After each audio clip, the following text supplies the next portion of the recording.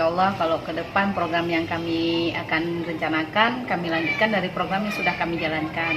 Yang pertama program Kakak Gini, yang kedua program Sawu Pustaka, yaitu program Sapu. Jadi mungkin di dalam perpustakaan akan kami kembangkan program yang sudah dijalankan tersebut dengan membuat kategori atau membuat jadwalnya. Kalau misalnya dulunya satu kali seminggu, jadi mungkin sekarang dijadwalkan sebelum belajar 15 menit, kemudian sesudah istirahat setengah jam.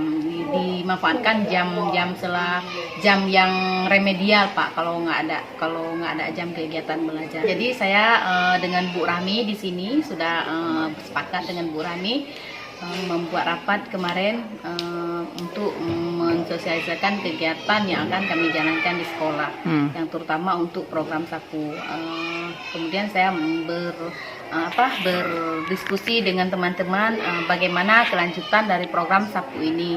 Terus hal-hal apa saja yang harus kita tingkatkan dari program Sapu ini.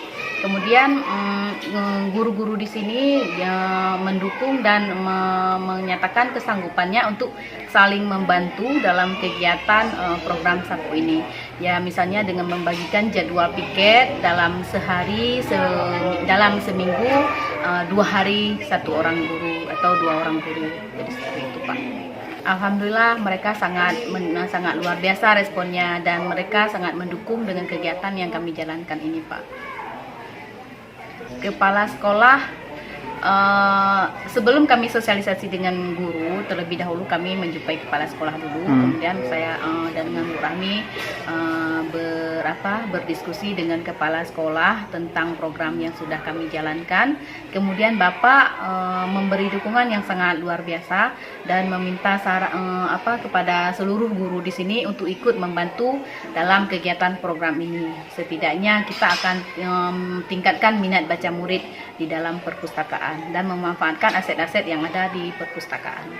Rencana ke depan, insya Allah, kebetulan alhamdulillah kami di sini ada 2 guru, calon guru penggerak di sini. Jadi kami insya Allah ke depan akan membuat program ke depan tentang memanfaatkan lingkungan sekolah, misalnya memanfaatkan taman-taman yang ada di sekolah untuk menjadi sebagai lahan atau sebagai tempat untuk menanam apotik hidup, apotik sehat, Pak. Jadi mungkin taman-taman yang ada di depan ruangan kelas akan kami jadikan dan akan kami tumbuhi dengan tanaman-tanaman yang bermanfaat, misalnya seperti kunyit, jahe.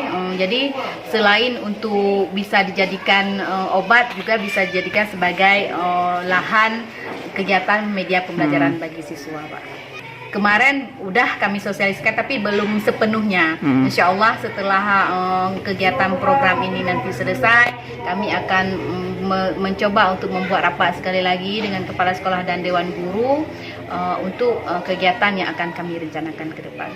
Pesan dan kesan sangat luar biasa, Bu. Pak ya, menjadi seorang guru penggerak dengan ilmu terbatas, habis itu dengan kegiatan yang sangat padat. Jadi di sini juga dengan walaupun menempuh jarak yang luar biasa, kebetulan saya tinggalnya pun jarak dari kota dan kabupaten ke sini sekitar 45 menit lah saya kemari. Jadi alhamdulillah sesampainya di sini pun dengan progres saya seorang guru penggerak. Jadi saya harus siap apapun kegiatan yang dilakukan di sini, saya harus siap dan saya harus manfaatkan kegiatan yang program yang sudah saya belajar ini. Jadi alhamdulillah kesannya sungguh sangat luar biasa. Selain saya mendapat ilmu di sini, saya juga bisa belajar lebih mendalam lagi tentang bagaimana sih pembelajaran yang berpihak pada anak dan bagaimana cara mengelola sumber daya yang ada di sekolah. Jadi alhamdulillah program ini sungguh sangat luar biasa dan membuat saya untuk belajar lagi dan terus belajar untuk bagaimana menerapkan atau mewujudkan program Merdeka Belajar bagi murid.